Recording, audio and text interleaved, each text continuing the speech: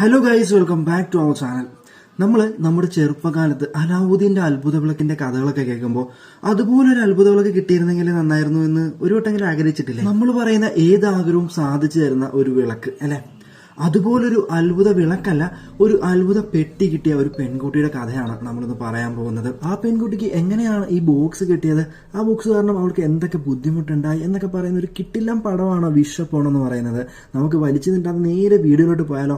പോകുന്നതിന് മുമ്പായിട്ട് ചെറിയൊരു കാര്യം, നമ്മുടെ പ്രിയപ്പെട്ട കൂട്ടുകാർ ആദ്യമായിട്ടാണ് ഈ വീഡിയോ കാണുന്നുണ്ടെങ്കിൽ നമ്മുടെ ചാനലൊന്ന് സബ്സ്ക്രൈബ് ചെയ്യുക. അതുപോലെ തന്നെ അടുത്തുള്ള ബെൽ ബട്ടൺ അമർത്താണെങ്കിൽ നമ്മളിടുന്ന വീഡിയോസൊക്കെ നിങ്ങൾക്ക് നോട്ടിഫിക്കേഷൻ ആയിട്ട് ലഭിക്കുന്നതായിരിക്കും. കഥയുടെ തുടക്കത്തിൽ വീടിനകത്തുനിന്ന് പുറത്തോട്ട് വരുന്ന ഒരു സ്ത്രീയെ നമ്മളെ കാണിക്കുകയാണ്. അവരുടെ കയ്യിലായിട്ട് ഒരു ചെറിയൊരു പൊതിയും ഉണ്ടായിരുന്നു. പുറത്തോട്ട് വന്നതിന് ശേഷം വീടിന്റെ മുമ്പിലുണ്ടായിരുന്ന ഒരു വേസ്റ്റ് ബിന്നിലോട്ട് അവർ ആ പൊതി നിക്ഷേപിക്കുകയാണ്. അപ്പോഴാണ് അവരുടെ മകള് അവരുടെ അടുത്തേക്ക് ഓടി വരുന്നത്. ആ കുട്ടി അമ്മയടുത്തായിട്ട്, അമ്മ ഞാനിവിടെയൊക്കെ ഒന്ന് സൈക്കിൾ ഔട്ട് നടന്നോട്ടെ, ഒരുപാട് ദൂരത്തൊന്നും പോവില്ല എന്ന് പറയാണ്. അപ്പൊ അമ്മ അതിന് സമ്മതിക്കുന്നുണ്ട്. അപ്പൊ അടുത്തുണ്ടായിരുന്ന ഒരു സ്ത്രീയാണ് ഡ്യൂലസ് എന്ന് പറയുന്നത്. അവരോടായിട്ട് പറയുന്നുണ്ട്, ഞാൻ കുട്ടിയെ നോക്കിക്കോളാം, നിങ്ങൾ വേണേ പൊക്കോളൂ എന്ന് പറയുന്നു. അങ്ങനെ അതും കേട്ടുകൊണ്ട് ആ സ്ത്രീ വീടിനകത്തോട്ട് പോവുകയാണ്. അങ്ങനെ കളിച്ചു കഴിഞ്ഞിട്ട് ആ കുട്ടി തിരിച്ച് ആ വീട്ടിലോട്ട് വരുമ്പോൾ കാണുന്ന കാഴ്ച എന്ന് പറയുന്നത് തന്റെ അമ്മ കെട്ടിത്തൂങ്ങി മരിച്ചുകൊണ്ടിരിക്കുന്നതാണ്. ആ പെൺകുട്ടിയാണെന്നുണ്ടെങ്കിൽ നിലവിളിച്ചു കരയുകയാണ്. അവിടെ കട്ട് ചെയ്ത് പിന്നെ ഒരുപാട് വർഷങ്ങൾക്ക് ശേഷമുള്ള ആ കുട്ടീനെ നമ്മളെ കാണിക്കുകയാണ്. ഈ പെൺകുട്ടിയുടെ പേരാണ് ക്ലെയർ.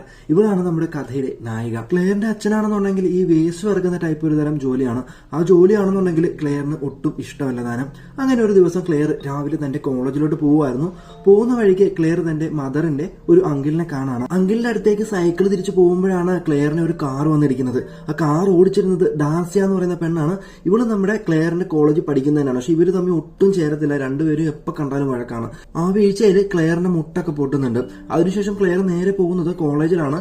അവിടെ ചെല്ലുമ്പോൾ ക്ലെയറിന്റെ രണ്ട് കൂട്ടുകാരികളെ നമ്മൾ കാണിക്കുന്നുണ്ട്. അതിലൊരു പെൺകുട്ടി എന്ന് പറയുന്നത് പക്ക ഗെയിം അഡിക്റ്റ് ആണ്. നമ്മുടെ ഈ പോക്കിമോൺ ഗോ ഗെയിം അല്ലേ, അതുപോലെ സിമിലർ ആയിട്ടുള്ള മറ്റൊരു ഗെയിമാണ് ഇവൾ കളിച്ചുകൊണ്ടിരിക്കുന്നത്. അതിലെ ഒരു ഏറ്റവും ടോപ്പ് ലെവലിൽ എത്തിയിട്ട് ആ ഗെയിം മാസ്റ്റർ ആവുന്നുള്ളതാണ് പുള്ളിക്കാരത്തിന്റെ ഏറ്റവും വലിയ അംബിഷൻ എന്ന് പറയുന്നത്. അങ്ങനെ ആ കോളേജിലെ മറ്റൊരാളെ നമ്മൾ കാണിക്കുകയാണ്. ഇവന്റെ പേരാണ് റയാൻ. ഇവനാണെന്നുണ്ടെങ്കിൽ നമ്മുടെ ക്ലെയറിനോട് ഭയങ്കര ഇഷ്ടമാണ്. പക്ഷെ ക്ലെയറിനാണെന്നുണ്ടെങ്കിൽ ആ കോളേജിൽ തന്നെ പോൾ എന്ന് പറഞ്ഞൊരു പയ്യനോടാണ് ഇഷ്ടം. പോളാണെന്നുണ്ടെങ്കിൽ നമ്മുടെ ഡാർസിയുടെയൊക്കെ ടീമുമാണ്. ഇതേ സമയം നമ്മുടെ ക്ലെയറിന്റെ അച്ഛന് ഒരു കോട്ടയുടെ മുമ്പിൽ നിന്ന് ഒരു ബോക്സ് കിട്ടുകയാണ്. അതിലാണെന്നുണ്ടെങ്കിൽ ഒരുപാട് ചൈനീസ് ലെറ്റേഴ്സ് ഒക്കെ എഴുതി വെച്ചിട്ടുണ്ടായിരുന്നു. പുള്ളിക്ക് എന്താണെന്നൊന്നും മനസ്സിലായില്ലെങ്കിലും ഇതുകൊണ്ടൊരു കാര്യം ഉണ്ടെന്ന് പറഞ്ഞ് പുള്ളി അത് കയ്യിലെടുത്ത് വെക്കുകയാണ്. അവിടെ കട്ട് ചെയ്ത് പിന്നെ നമ്മളെ കാണിക്കുന്നത് കോളേജാണ്. കോളേജിൽ ചെല്ലുമ്പോഴേക്കും ക്ലെയറും ഡാർസിയും തമ്മിൽ ഭയങ്കര ഇടിയെല്ലാം കഴിഞ്ഞിട്ട് നമ്മുടെ ക്ലെയർ നേരെ പോകുന്നത് നമ്മുടെ ഡ്യൂലസ് എന്ന് പറഞ്ഞ അടുത്തുള്ള ആന്റിയുടെ വീട്ടിലേക്കാണ്. ആ അമ്മ മരിച്ചതിന് ശേഷം ഡ്യൂലസ് ആണ് അവളെ നല്ല രീതിയിൽ നോക്കിക്കൊണ്ടിരിക്കുന്നത്. എന്തെങ്കിലും വിഷമമുള്ളപ്പം ക്ലെയർ നേരെ പോകുന്നത് ആന്റിയുടെ വീട്ടിലേക്കാണ്. അവിടെ ചെല്ലുമ്പോൾ ആന്റി ആശ്വസിപ്പിച്ചൊക്കെ വിടുന്നൊക്കെ ഉണ്ട് കേട്ടോ. അതിനുശേഷം ക്ലെയർ നേരെ വീട്ടിലോട്ട് വരികയാണ്. വീട്ടിലോട്ട് വരുമ്പം ക്ലെയറിന്റെ ഫാദറിന് കിട്ടി ആ പെട്ടി നല്ല രീതിയിൽ പോളിഷൊക്കെ ചെയ്ത് പെയിന്റ് ഒക്കെ ചെയ്ത് ക്ലെയറിന്റെ മുറിയിൽ വെച്ചിട്ടുണ്ടായിരുന്നു. ക്ലെയർ അതെടുത്ത് വെച്ച് നോക്കുമ്പോൾ ആകെ അവർക്ക് അതിൽ നിന്ന് വായിക്കാൻ പറ്റിയത് 7 വിഷസ് എന്ന് പറഞ്ഞത് മാത്രമാണ്. കാര്യം അത് ചൈനീസ് ലെറ്റർ ആണല്ലോ. ബാക്കി എന്താണ് എഴുതിയിരിക്കുന്നത് എന്നുള്ളത് എത്ര ശ്രമിച്ചിട്ടും ക്ലെയറിന് വായിച്ച് മനസ്സിലാക്കാൻ സാധിക്കുന്നില്ല. അന്ന് രാത്രി ഇവരുടെ കോളേജ് ഗ്രൂപ്പിൽ ഡാർസിയ ചെറിയൊരു പണി ഒപ്പിക്കുന്നുണ്ട്. ക്ലെയറിന്റെ അച്ഛൻ വേസ്റ്റ് പറക്കുന്ന ഫോട്ടോ എല്ലാം കൂടെ എടുത്തിട്ട് ആ കോളേജ് ഗ്രൂപ്പിൽ ഇടുകയാണ്. അതിന് നല്ല രീതിയിൽ ക്ലെയറിന് ദേഷ്യം വരികയാണ് കേട്ടോ. നടക്കുന്നതിൽ നടക്കട്ടെ എന്ന് പറഞ്ഞിട്ട് ക്ലെയർ ആ ബോക്സ് കയ്യിലെടുത്ത് പിടിക്കുകയാണ്. എന്നിട്ട് ഡാർസി ആ കോളേജിൽ വരാൻ പോലും പറ്റാത്ത രീതിയിൽ അവളുടെ കൈയും കാലും മുഖവും ഒക്കെ അഴുകി പോകണമെന്ന് അവള് മനസ്സിൽ ആഗ്രഹിക്കുകയാണ്. എന്നിട്ട് ആ ബോക്സ് അവിടെ വെക്കുന്നു. ആ ആഗ്രഹം പറഞ്ഞ് ബോക്സ് അവിടെ വെച്ചപ്പോഴേക്കും ക്ലെയറിന്റെ ഡോഗ് ആ വാതിലിൽ വന്ന് മുട്ടുന്നുണ്ടായിരുന്നു. അങ്ങനെ ക്ലെയർ ആ ഡോറ് തുറന്നിട്ട് ആ ബാട അകത്തോട്ട് വാന്ന് പറഞ്ഞിട്ട് അവൾ അങ്ങോട്ട് പോവാണ്. പക്ഷെ ആ ഡോഗ് ആ പെട്ടി കണ്ടിട്ട് ഭയന്ന് മാറി അകത്തോട്ട് കയറാതെ നിൽക്കുകയാണ്. അന്ന് രാത്രി ക്ലെയർ കിടന്ന് ഉറങ്ങുമായിരുന്നു. അപ്പോഴാണ് ആ ബോക്സ് തനിയെ തുറക്കപ്പെടുന്നത്. എന്നിട്ട് അതിൽ നിന്നൊരു മ്യൂസിക് വരികയാണ്. എന്നിട്ട് കുറച്ചു നേരം കഴിയുമ്പോൾ അത് അടയുകയും ചെയ്യുന്നുണ്ട്. പിന്നെ അവിടെ കട്ട് ചെയ്ത് പിന്നെ നമ്മളെ കാണിക്കുന്നത് രാവിലെ ഉറക്കത്തിൽ നിന്ന് എഴുന്നേൽക്കുന്ന ഡാർസിയാനെയാണ്. അവളുടെ കൈയും മുഖവും കാലും എല്ലാം അഴുകിപ്പോയിരുന്നു. ഈ സംഭവം ആ കോളേജ് മുഴുവൻ ഫ്ലാഷ് ആവുകയാണ്. ഇത് കേൾക്കുന്ന ക്ലെയറിനാണെന്നുണ്ടെങ്കിൽ ചെറിയ അത്ഭുതമൊക്കെ തോന്നുകയാണ്. അന്ന് രാവിലെ തൊട്ട് ക്ലെയറിന്റെ ഡോഗിനെ കാണുന്നുണ്ടായിരുന്നില്ല. ക്ലെയർ വീട്ടിൽ ചെന്നതിന് ശേഷം ആ ഡോഗിനെ അന്വേഷിച്ചൊക്കെ നടക്കുന്നുണ്ട്. എന്നിട്ടും കാണുന്നില്ല. പേരൊക്കെ വിളിച്ചിട്ട് വീടിന് ചുറ്റും നടക്കുന്നുണ്ട്. അപ്പോൾ ആ വീടിന്റെ അണ്ടർഗ്രൗണ്ടിന്റെ ഒരു ഭാഗത്തായിട്ട് ചെറിയ സൗണ്ട് കേൾക്കുന്ന കണ്ടിട്ട് അവൾ അവിടെ ചെന്ന് നോക്കുകയാണ്. അപ്പോഴാണ് ക്ലെയറിന്റെ ഡോഗ് അവിടെ മരിച്ചു കിടക്കുന്നത് കാണുന്നത്. അതിന്റെ ശരീരമൊക്കെ എലികൾ കടിച്ചു മുറിച്ച് വികൃതമാക്കിയിട്ടിരിക്കുകയായിരുന്നു. ക്ലെയറിന് ആകെ സങ്കടമാവുകയാണ്. അതിന്റെ അടുത്ത ദിവസം ക്ലെയർ കോളേജിൽ പോവുകയാണ്. എന്നിട്ട് തന്റെ ചൈനീസ് പഠിപ്പിക്കുന്ന പ്രൊഫസറിന്റെ അടുത്ത് ആ ബോക്സിന്റെ ഫോട്ടോ കാണിച്ചിട്ട് അതിലെന്താണ് എഴുതിയിരിക്കുന്നതെന്ന് ചോദിക്കുകയാണ്. പക്ഷെ അത് പഴയകാല ലിപി ആയതുകൊണ്ട് തന്നെ അതിന്റെ അർത്ഥം എന്താണെന്ന് അറിയത്തില്ല എന്ന് പുള്ളി പറഞ്ഞിട്ട് പുള്ളി അവിടെ നിന്ന് പോവുകയാണ്. അപ്പോഴാണ് അവിടേക്ക് റയാൻ റയാൻ വന്നിട്ട് പറയുന്നത്, നിനക്ക് പഴയകാല ലിബിനെ കുറിച്ച് എന്തെങ്കിലുമൊക്കെ അറിയണമെന്നുണ്ടെങ്കിൽ എന്റെ സിസ്റ്റർ അതിന് സഹായിക്കുന്നതാണ്, പക്ഷെ പുള്ളിക്കാരത്തേക്ക് പൈസ കൊടുക്കേണ്ടി വരുമെന്ന് പറയാണ്. പക്ഷെ എന്റെ കയ്യിൽ അത്രയും കാശൊന്നും ഇല്ലാന്ന് ക്ലെയർ പറയാണ്. നിന്റെ തീരുമാനത്തിൽ എന്തെങ്കിലും മാറ്റം ഉണ്ടെന്നുണ്ടെങ്കിൽ എന്നെ അറിയിച്ചാൽ മതിയെന്ന് പറഞ്ഞുകൊണ്ട് റയാൻ അവിടുന്ന് പോവുകയാണ്. അന്ന് കോളേജിൽ എല്ലാവരും ഉച്ചയ്ക്ക് ഡൈനിങ്ങിൽ ഇരിക്കുമ്പോഴാണ് ഫിലിപ്പും അവന്റെ പുതിയ കാമുകി അവിടെ വന്നിരിക്കുന്നത് നമ്മുടെ ക്ലെയർ കാണുന്നത്. അത് കണ്ടിട്ട് നമ്മുടെ ക്ലെയറിന് ഭയങ്കരമായ സങ്കടം വരികയാണ്. അന്ന് രാത്രി ക്ലെയർ വീട്ടിൽ ചെല്ലുകയാണ്. എന്നിട്ട് സങ്കടം കൊണ്ട് അങ്ങനെ ഇരിക്കുമ്പോഴാണ് ആ ബോക്സിന്റെ കാര്യം അവൾക്ക് ഓർമ്മ വരുന്നത്. ആ ബോക്സ് കയ്യിലെടുത്തിട്ട് നാളെ മുതൽ ഫിലിപ്പ് എന്നെ ഭയങ്കരമായ രീതിയിൽ ഭ്രാന്തമായി ലവ് ചെയ്യണമെന്ന് പറഞ്ഞ് വിഷു പറഞ്ഞു അവിടെ വെക്കുകയാണ്. അതിന്റെ അടുത്ത ദിവസം കോളേജിൽ ചെല്ലുന്ന ക്ലെയറിന്റെ അടുത്തേക്ക് പോൾ വന്ന് സംസാരിക്കുകയാണ്. എന്നിട്ട് ഭയങ്കരമായ രീതിയിൽ കൊഞ്ചിക്കൊഴയുന്നൊക്കെ ഒന്നുണ്ട് കേട്ടോ. ഇതേ സമയം ആ ബോക്സ് അവിടെ ഓപ്പൺ ആവുകയാണ്. എന്നിട്ട് അതിൽ നിന്നൊരു മ്യൂസിക് വരികയാണ്. അവിടെ കട്ട് ചെയ്ത് പിന്നെ നമ്മളെ കാണിക്കുന്നത് ക്ലെയറിന്റെ അങ്കിളിനെയാണ്. പുള്ളി കുളിക്കാൻ നേരം കാല് തന്നെ ബാത്തബിൽ തലയിടിച്ച് പുള്ളി മരിക്കുകയാണ്. വൈകിട്ട് വീട്ടിൽ വരുന്ന ക്ലെയർ വാർത്തയിലൂടെയാണ് അങ്കിള് മരിച്ച വിവരം അറിയുന്നത്. ഫ്യൂണറലിന് പോകണ്ടേ എന്ന് അച്ഛനോട് ചോദിക്കുമ്പോൾ അമ്മയുടെ കസിൻസ് ആയതുകൊണ്ട് തന്നെ പോകണ്ടെന്ന് അച്ഛൻ പറയുകയാണ്. അങ്ങനെ മെകളോട്ട് പോകുമ്പോഴാണ് അച്ഛൻ അവിടെ കൊണ്ടുവച്ചിരിക്കുന്ന ആക്രിയിൽ തട്ടി അവൾ വീഴാൻ പോകുന്നത്. അതിന്റെ പേരും പറഞ്ഞിട്ട് അവളുടെ അച്ഛനുമായിട്ട് ഭയങ്കരമായ രീതിയിൽ വഴക്കൊക്കെ ഇടുന്നുണ്ട്. അങ്ങനെ മേളിലോട്ട് പോയിട്ട് ക്ലെയർ ആദ്യം ചെയ്യുന്നത് ആ പെട്ടി എടുക്കുകയാണ്. എന്നിട്ട് ആ അങ്കിള് മരിക്കുന്നതിന് മുമ്പ് തന്റെ സ്വത്ത് മുഴുവൻ ക്ലെയറിന്റെ പേരിൽ എഴുതി വെച്ചിരുന്നെങ്കിൽ നന്നായിരുന്നു എന്നുള്ളൊരു വിഷു പറഞ്ഞിട്ടാണ് ക്ലെയർ ആ പെട്ടി അവിടെ വെക്കുന്നത്. അടുത്ത ദിവസം രാവിലെ തന്നെ ക്ലെയറിന്റെ അച്ഛനൊരു കോള് വരികയാണ്. അത്ഭുതപ്പെടുത്തിക്കൊണ്ട് ആ അങ്കിള് സകല സ്വത്തും ക്ലെയറിന്റെ പേരിലാണ് എഴുതി വെച്ചിരുന്നത്. അങ്ങനെ അവർ ആ ചെറിയ വീട്ടിൽ നിന്നും വലിയ വീട്ടിലോട്ട് ഷിഫ്റ്റ് ചെയ്യാണ്. ഡ്യൂറസിനോട് യാത്ര പറഞ്ഞ് അവരങ്ങനെ വീട്ടിലോട്ട് പോവുകയാണ്. അങ്ങനെ പ്രതീക്ഷിക്കാതെ കിട്ടിയ ആ ജീവിതം ക്ലെയർ അടിച്ചു പൊളിക്കുകയാണ്. ട്രിപ്പിങ്ങും ഷോപ്പിങ്ങും ഒക്കെ ആയിട്ട് അങ്ങനെ അടിച്ച് തിമിർത്ത് വൈകുന്നേരം ക്ലെയർ വീട്ടിൽ വരികയാണ്. എന്നിട്ട് അവിടെ എന്തോ ചെയ്തുകൊണ്ടിരിക്കുമ്പോഴാണ് ആ മ്യൂസിക് ബോക്സ് തനിയെ തുറക്കുന്നത്. എന്നിട്ട് അതിൽ നിന്നൊരു മ്യൂസിക് വരികയാണ്. ആ മ്യൂസിക് കേട്ടാൽ നമുക്കറിയാം ആരോ ഒരാളും കൂടെ കൊല്ലപ്പെടാൻ പോവുകയാണ്. അവിടെ കേട്ടത് പിന്നെ നമ്മളെ കാണിക്കുന്നത് ആ ഡ്യൂലസ് എന്ന് പറഞ്ഞിട്ടുള്ള ആന്റീനെയാണ്. അവരുടെ വീട്ടിൽ അവരങ്ങനെ കിച്ചൺ എന്തോ വർക്ക് ചെയ്തുകൊണ്ടിരിക്കുന്ന സമയത്ത് അവരുടെ വാഷ് ബേസിനിലെ വേസ്റ്റ് ഒക്കെ ക്രഷ് ചെയ്ത് കളയാൻ വെച്ചിരിക്കുന്ന ഉപകരണം വർക്ക് ചെയ്ത് വരികയാണ്. അത് എന്താണെന്ന് നോക്കുന്നതിന്റെ ഇടയ്ക്ക് അത് പെട്ടെന്ന് ഓണാവുകയും ആന്റിയുടെ മുടി അതിൽ കുടുങ്ങുകയും ചെയ്യാണ്. അങ്ങനെ ആന്റി അവിടെ വെച്ച് മരണപ്പെടുന്നു. അപ്പോഴേക്കും ആ ബോക്സ് തനിയെ അടയുകയും ചെയ്യുന്നുണ്ട്. എന്താ സംഭവിക്കുന്നതെന്ന് ക്ലെയറിന് ഒന്നും മനസ്സിലാവുന്നുണ്ടായിരുന്നില്ല. അങ്ങനെ അതിന്റെ അടുത്ത ദിവസം ക്ലെയർ കോളേജിൽ നിൽക്കുമ്പോൾ പോള് അവന്റെ പഴയ കാമുകയെ അവോയ്ഡ് ചെയ്തുകൊണ്ടിരിക്കുകയാണ്. ഇത് കണ്ടുകൊണ്ട് ക്ലെയർ അവിടെ നിൽക്കുന്നുണ്ട്. അപ്പോഴേക്കും ക്ലെയറിന്റെ അടുത്തേക്ക് പോൾ വരികയാണ്. എന്നിട്ട് നമുക്കിന്ന് ഡേറ്റിങ്ങിന് പോയാലോ എന്നൊക്കെ ചോദിക്കുന്നുണ്ട്. അപ്പൊ ഇന്ന് വേണ്ട, നമുക്ക് മറ്റൊരു ദിവസം ആകട്ടെ എന്ന് പറഞ്ഞിട്ട് ക്ലെയർ അവിടെ നിന്ന് പോവുകയും ചെയ്യുന്നുണ്ട്. ആ സമയം മുഴുവൻ അവളുടെ തലയിൽ ആ പെട്ടിയുടെ കാര്യമായിരുന്നു. അത് എങ്ങനെയും ഡീകോഡ് ചെയ്യണം, അതിൽ എന്താണ് എഴുതിയിരിക്കുന്നതെന്ന് മുഴുവനായിട്ട് മനസ്സിലാക്കണം എന്നുള്ളത് മാത്രമായിരുന്നു അവളുടെ മനസ്സിൽ. അവൾ അങ്ങനെ റയാനെ തിരക്കി പോവുകയാണ്. റയാന്റെ അടുത്ത് എന്നിട്ട് കാര്യം പറയുകയാണ്. അങ്ങനെ അവർ രണ്ടുപേരും കൂടെ ചേർന്നിട്ട് റയാന്റെ സിസ്റ്ററിന്റെ അടുത്തേക്ക് പോവുകയാണ്. അവരവിടുന്ന് നേരെ പോകുന്നത് റയാന്റെ സിസ്റ്ററായിട്ടുള്ള ജീനയുടെ അടുത്തേക്കാണ്. ജീനയ്ക്കും വലിയ കാര്യങ്ങളൊന്നും അതിൽ നിന്ന് മനസ്സിലാവുന്നില്ല. പക്ഷെ ജീന അതിൽ നിന്നിട്ട് ലൂം എന്ന് പറയുന്ന ഒരു പേര് വായിച്ചെടുക്കുകയാണ്. ആ പേര് അവർ നെറ്റിൽ സെർച്ച് ചെയ്യുമ്പോഴാണ് ആ ലൂമിന്റെ ചരിത്രം അവർക്ക് മനസ്സിലാവുന്നത്. അതായത് ഒരുപാട് വർഷങ്ങൾക്ക് മുമ്പ് ലൂം എന്ന് പറഞ്ഞുള്ള ഒരു സ്ത്രീ ജീവിച്ചിരിപ്പുണ്ടായിരുന്നു. ആ സ്ത്രീ ജീവിച്ചിരുന്ന കാലഘട്ടത്തിലാണ് പ്ലേഗ് എന്ന് പറയുന്ന ആ മഹാരോഗം അവിടെ പടർന്നുകൊണ്ടിരുന്നത്. അങ്ങനെ ഇവരുടെ കുടുംബത്തിനും ആ പ്ലേഗ് എന്ന് പറഞ്ഞ രോഗം ഉണ്ടെന്ന് പറഞ്ഞിട്ട് ലൂമിനെയും കുടുംബത്തെയും അവിടെയുള്ള ആളുകൾ ഒരു മുറിയിലിട്ട് അടയ്ക്കുകയാണ്. അങ്ങനെ ഒരുപാട് നാള് ഭക്ഷണവും ജലവും ഒന്നും കിട്ടാത്തതുകൊണ്ട് തന്നെ അവരുടെ കുടുംബത്തിലെ ഓരോരുത്തരായിട്ട് മരണപ്പെട്ടുകൊണ്ടിരുന്നു. അതിൽ ആകെ സർവൈവ് ചെയ്തത് ലൂം മാത്രമായിരുന്നു. തന്റെ കുടുംബത്തോട് ഇങ്ങനെ ദ്രോഹം ചെയ്ത ആളുകളോട് പകരം വീട്ടാനായിട്ട് ലൂം തീരുമാനിക്കുകയാണ്. അതിനു വേണ്ടിയിട്ട് ഒരു മ്യൂസിക് ബോക്സ് വെച്ചിട്ട് 7 ദിവസം വ്രതം അനുഷ്ഠിച്ചുകൊണ്ട് തപസ് ചെയ്യുകയാണ്. ആ തപസിന്റെ ഒടുവിൽ ഒരു demon god, Chinese demon god പ്രത്യക്ഷപ്പെടുകയാണ്. നമ്മുടെ നാട്ടിൽ ഈ കുട്ടിച്ചാത്തൻ എന്നൊക്കെ പറയത്തില്ലേ, അതുപോലത്തെ ഒരാളാണ് കേട്ടോ. അങ്ങനെ 7 ദിവസം വ്രതം ഇരുന്നത് കൊണ്ട് തന്നെ 7 വരങ്ങൾ ആ പെട്ടി ഉപയോഗിച്ച് അവൾക്ക് സാധിച്ചെടുക്കാൻ സാധിക്കും. അതിനുശേഷം ലൂമെ ഭയങ്കര വലിയൊരു പണക്കാരിയാവുകയാണ്. അതുമാത്രമല്ല ലൂമയുടെ എതിരാളികളെല്ലാം കൊല്ലപ്പെടുകയും ചെയ്തിരുന്നു. അങ്ങനെ ഒരുപാട് നാളുകൾക്ക് ശേഷം ലൂമെ ആത്മഹത്യ ചെയ്യുകയാണ് ഉണ്ടായത്. ആ മ്യൂസിക് ബോക്സ് ഉപയോഗിച്ച് നമ്മുടെ 7 വിഷ്വൽ സാധിക്കാൻ പറ്റും. പക്ഷെ ആ മ്യൂസിക് ബോക്സ് ആരെങ്കിലും എടുത്തുകൊണ്ട് പോവുകയോ നമ്മുടെ കയ്യിൽ നിന്ന് നഷ്ടപ്പെടുകയോ ചെയ്യുകയാണെന്നുണ്ടെങ്കിൽ ആ ആഗ്രഹങ്ങൾ ഏതൊക്കെയാണോ നമ്മൾ സാധിച്ചത് അതെല്ലാം പഴയതുപോലെ ഇല്ലാതാവുകയും ചെയ്യും. ഇത്രയും കാര്യങ്ങളാണ് ജീനയ്ക്ക് അതിൽ നിന്ന് മനസ്സിലാക്കാൻ സാധിച്ചത്. ഇതിലും കൂടുതൽ എന്തെങ്കിലും അറിയണമെന്നുണ്ടെങ്കിൽ തന്റെ ഒരു സുഹൃത്തുണ്ട്, അവന്റെ അടുത്ത് ചോദിച്ചിട്ട് ബാക്കി വിവരങ്ങൾ നിങ്ങളെ അറിയിക്കാമെന്ന് പറയാണ്. അങ്ങനെ റേയും ക്ലെയറും കൂടെ അവിടെ നിന്ന് ഇറങ്ങാണ്. പോകുന്ന വഴിക്കാണ് ക്ലെയർ തന്റെ അച്ഛൻ പിന്നെയും വേസ്റ്റ് വറക്കുന്ന ജോലി ചെയ്യുന്നത് കാണുന്നത്. അത് കണ്ട ക്ലെയറിന് ഭയങ്കരമായിട്ട് ദേഷ്യം വരുവാണ്. അച്ഛൻ്റെ അടുത്ത് പോയിട്ട് വഴക്കൊക്കെ ഇടുന്നുണ്ട്. അപ്പോൾ എൻ്റെ അച്ഛൻ പറയുന്നുണ്ട്, ഞാൻ പണക്കാരനായിരിക്കാം, പക്ഷെ എന്റെ സുഹൃത്ത് അല്ലല്ലോ, അവനെ സഹായിക്കാൻ വേണ്ടിയിട്ട് എനിക്ക് ഈ ജോലി ചെയ്തേ പറ്റുള്ളൂ എന്ന് പറയുന്നു. അങ്ങനെ വളരെ വിഷമത്തിൽ തിരിച്ച് വീട്ടിലെത്തുന്ന ക്ലെയർ ആ പെട്ടി എടുത്തിട്ട് തന്റെ 4ാമത്തെ ആഗ്രഹം പറയാണ്. തന്റെ അച്ഛൻ ആ പഴയ ജോലിയൊക്കെ വിട്ടിട്ട് വളരെ മാന്യനായിട്ട് നടക്കണമെന്നുള്ളതായിരുന്നു 4ാമത്തെ ആഗ്രഹം. അതിനുശേഷം ക്ലെയർ പോയി കിടന്ന് കിടന്ന് ഉറങ്ങുന്നുണ്ട്. അപ്പോഴാണ് ആ പെട്ടി ഓപ്പൺ ആയിട്ട് പിന്നെയും മ്യൂസിക് കേൾക്കാൻ തുടങ്ങുന്നത്. അവിടെ കട്ട് ചെയ്ത് പിന്നെ നമ്മൾ കാണിക്കുന്നത് ജീനയാണ്. അടുത്ത പണി കിട്ടാൻ പോകുന്നത് ജീനയ്ക്കാണെന്നാണ് തോന്നുന്നത്. ജീനയുടെ ഫ്രണ്ടിന് ജീന ആ ഫോട്ടോസ് ഒക്കെ അയച്ചു കൊടുത്തിട്ടുണ്ടായിരുന്നു. അത് കണ്ടിട്ട് ഡീറ്റെയിൽസ് എല്ലാം ഫ്രണ്ട് തിരിച്ച് അയച്ചു കൊടുക്കുകയാണ്. ആ ഫ്രണ്ട് അയച്ചു കൊടുത്ത കാര്യങ്ങളൊക്കെ കണ്ടിട്ട് ജീന ഞെട്ടിപ്പോവാണ്. എന്നിട്ട് പെട്ടെന്ന് തന്നെ റേയെ വിളിക്കാൻ ശ്രമിക്കുന്നുണ്ട്. അപ്പോഴാണ് അവിടെ കറണ്ട് പോകുന്നത്. ജീനയുടെ ഫോണില് റേഞ്ചും ഒക്കെ കട്ടാവുകയാണ്. അങ്ങനെ പുറത്ത് പോയിട്ട് ഒരു വോയിസ് മെയിൽ അയക്കാന്ന് പറഞ്ഞിട്ട് വോയിസ് മെയിൽ അയച്ചുകൊണ്ടിരിക്കുമ്പോഴേക്കും പെട്ടെന്നാണ് ഒരു ഇടി വെട്ടുന്നത്. അത് കണ്ട് പേടിച്ചിട്ട് തന്റെ കയ്യിലിരുന്ന ഫോൺ താഴത്തോട്ട് പോവുകയാണ്. അങ്ങനെ അകത്തോട്ട് പോയ റീന അവിടെ കാല് തട്ടി അവിടെ ഉണ്ടായിരുന്ന ഒരു കൊമ്പിൽ അവളുടെ തല കുത്തി കയറി അവൾ മരിക്കുകയാണ്. അടുത്ത ദിവസം രാവിലെ ജീനയെ കാണാനായിട്ട് റേ അവിടെ ചെല്ലുകയാണ്. റേ അവളുടെ വീട്ടിൽ ചെല്ലുമ്പോഴേക്കും ജീനയുടെ ഫോണ് താഴെ കിടക്കുന്നതാണ് കാണുന്നത്. ആ ഫോൺ എടുത്തുകൊണ്ട് ജീനയെ തപ്പി അകത്തോട്ട് ചെല്ലുമ്പോഴാണ് ആ കാഴ്ച കാണുന്നത്. ജീന അവിടെ മരിച്ചു നിൽക്കുകയാണ്. അവിടെ നിന്ന് റേ നേരെ പോകുന്നത് കോളേജിലോട്ടാണ്. കോളേജ് ചെന്നിട്ട് ക്ലെയറിനെ പോയി കാണുകയാണ്. ക്ലെയറിനെ കണ്ടിട്ട് ഇന്നലെ രാത്രി നീ ഏതെങ്കിലും വിഷ് അതിനോട് പറഞ്ഞിട്ടുണ്ടോ എന്ന് ചോദിക്കുന്നുണ്ട്. അപ്പോൾ ക്ലെയർ അവനോട് കള്ളം പറയുന്നുണ്ട്. ഞാനൊന്നും പറഞ്ഞിട്ടില്ല എന്ന് പറയുന്നു. അപ്പോഴാണ് റേ പറയുന്നത്, നീ അതിനോട് പറയുന്ന ഓരോ ആഗ്രഹങ്ങളും നിനക്ക് സാധിക്കുമ്പോൾ നീ അതിന് പകരമായിട്ട് കൊടുക്കേണ്ടത് മറ്റൊരാളുടെ ജീവനാണ്. അത് പറഞ്ഞതിന് ശേഷവും റേ ചോദിക്കുന്നുണ്ട്, നീ ഇന്നലെ എന്തെങ്കിലും ആഗ്രഹം പറഞ്ഞിട്ടുണ്ടോ എന്ന്.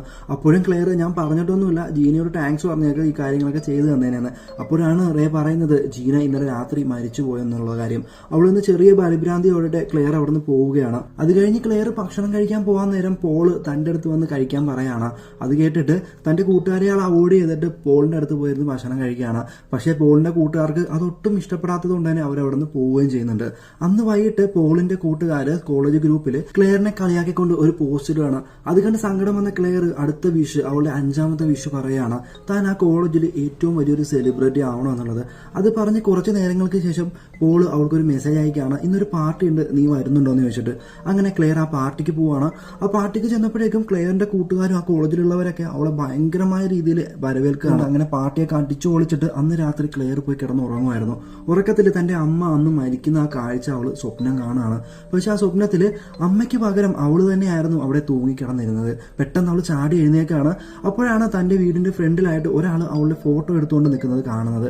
അത് കണ്ടിട്ട് അയാളുടെ പുറകെ അവള് ചെല്ലുന്നുണ്ടെങ്കിലും ആരെയും കാണാൻ സാധിക്കുന്നുണ്ടായിരുന്നില്ല. തിരിച്ചു മുറിയിൽ വന്ന ക്ലെയർ ആ പെട്ടി എടുത്തിട്ട് ഒരു സുരക്ഷിതമായ സ്ഥലത്ത് ഒളിപ്പിച്ചു വെക്കുകയാണ്.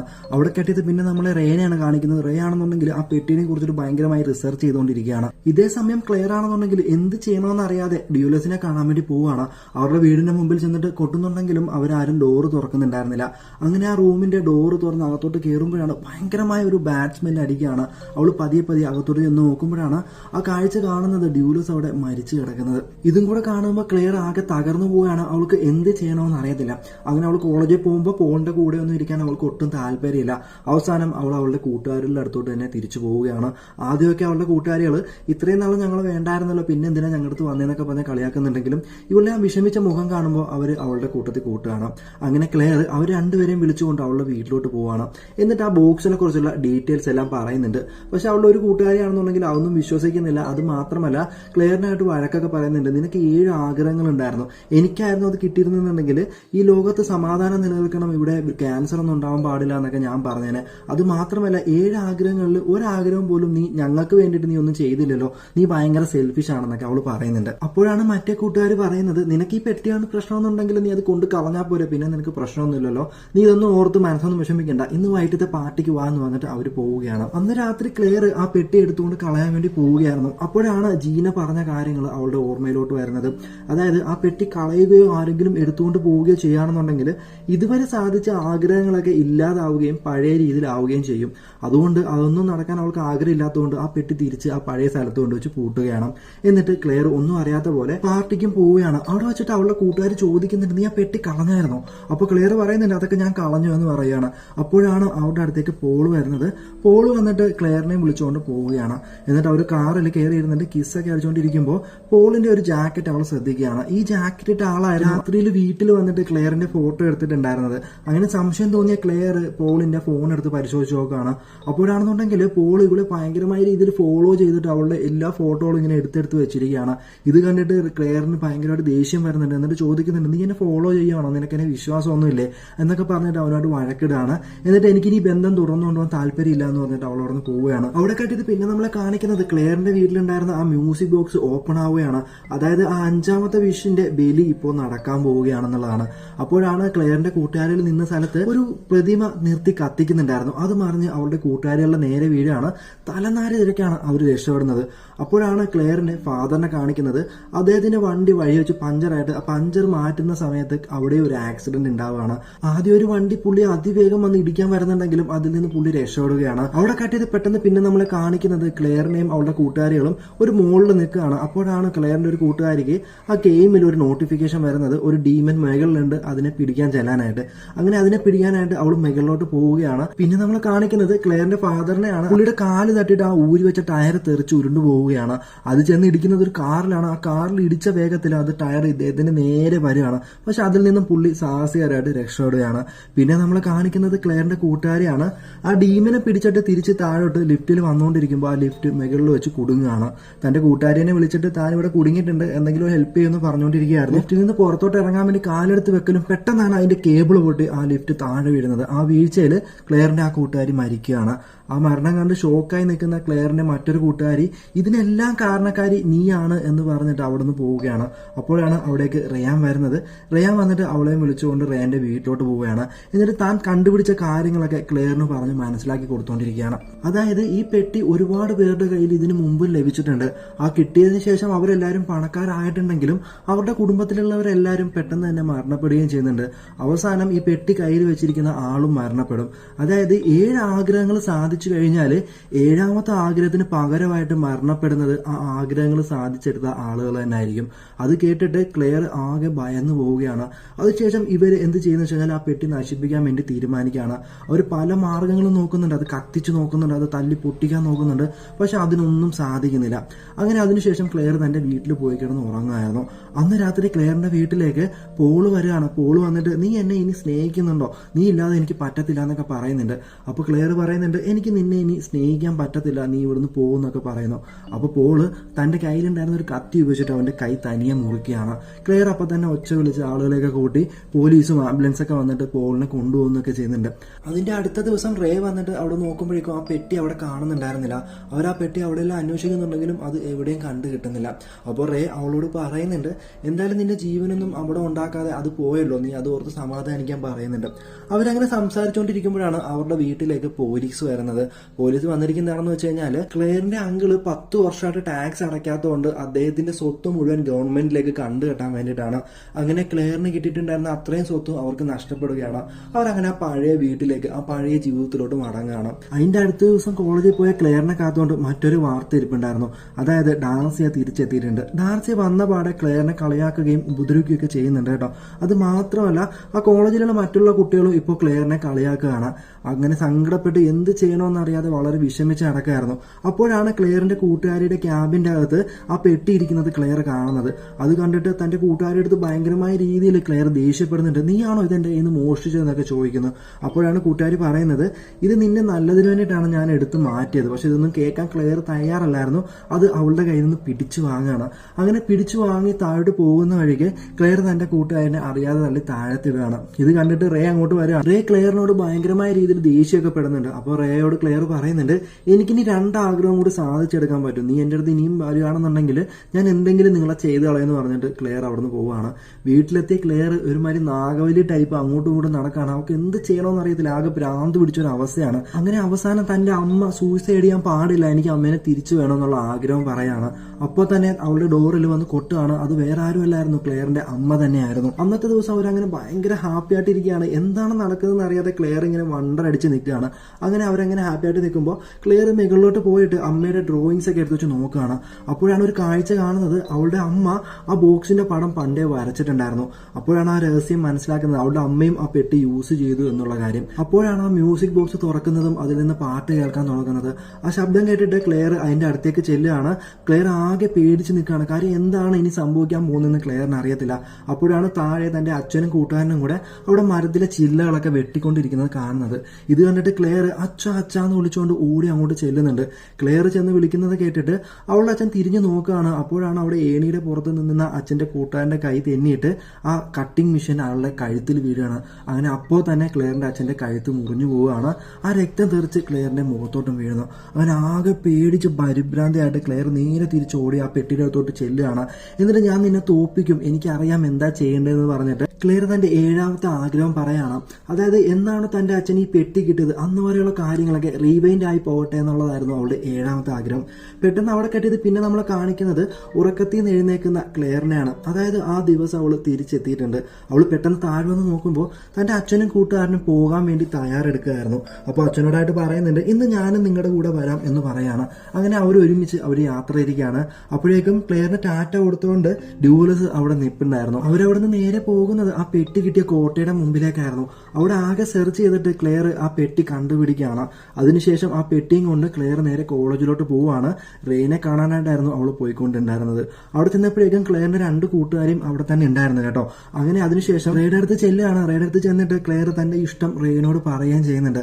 അത് മാത്രമല്ല ആ പെട്ടി റെയുടെ കയ്യിൽ കൊടുത്തിട്ട് ഇത് നീ ഒരിക്കലും തുറന്നു നോക്കാൻ പാടില്ല, ഇതിനെക്കുറിച്ച് നീ ഒരിക്കലും അന്വേഷിക്കാൻ പാടില്ല, ഇത് ഏത് വിധേനെ നീ നശിപ്പിച്ചു കളയാന്ന് പറയാണ്. അതിനുശേഷം റേക്ക് ഒരു കിസ്സും കൊടുത്തിട്ട് അവൾ അവിടെ നിന്ന് ഓടിപ്പോവുകയായിരുന്നു. പെട്ടെന്നാണ് ക്ലെയറിന് ഒരു കാർ വന്നിടിക്കുന്നത്. ആ കാർ ഓടിച്ചിട്ടുണ്ടായിരുന്നത് ഡാർസി ആയിരുന്നു. ആ കാറിന്റെ അപകടത്തിൽ ക്ലെയർ മരിക്കുകയാണ്. കാരണം 7 ആഗ്രഹങ്ങൾ സാധിച്ചു കഴിഞ്ഞാൽ ആ ആഗ്രഹം സാധിച്ച ആൾ തന്നെ മരണപ്പെടണം എന്നുള്ളത് അതിന്റെ വിധിയായിരുന്നു. അതുകൊണ്ടാണ് ക്ലെയർ അവിടെ മരണപ്പെട്ടത്. ചെറിയൊരു പോസ്റ്റ് ക്രെഡിറ്റ് സീൻ കാണിച്ചുകൊണ്ട് ഈ കഥ ഇവിടെ അവസാനിക്കുകയാണ്. അതായത് നമ്മുടെ റേ ആ പെട്ടി നശിപ്പിക്കാനായിട്ട് ഒരു നദിക്കരയിലോട്ട് ചെല്ലുകയാണ്. അപ്പോഴാണ് ആ പെട്ടിയിൽ അവൻ 7 വിഷസ് എന്ന് എഴുതിയിരിക്കുന്നത് വായിച്ചെടുക്കുന്നത്. അതിനുശേഷം അവനെ ഫോക്കസ് ചെയ്തുകൊണ്ട് ഈ സിനിമ ഇവിടെ അവസാനിക്കുകയാണ്. ഈ കഥ നിങ്ങൾക്ക് ഇഷ്ടപ്പെട്ടു എന്ന് വിചാരിക്കുന്നു. ഇഷ്ടപ്പെട്ടുവെങ്കിൽ ഈ വീഡിയോ ലൈക്ക് ചെയ്യാൻ മറക്കാതിരിക്കുക. നിങ്ങളുടെ കൂട്ടുകാരിലേക്ക് ദയവേത് ഷെയർ ചെയ്തെത്തിക്കുക. Thank you for watching. Keep supporting.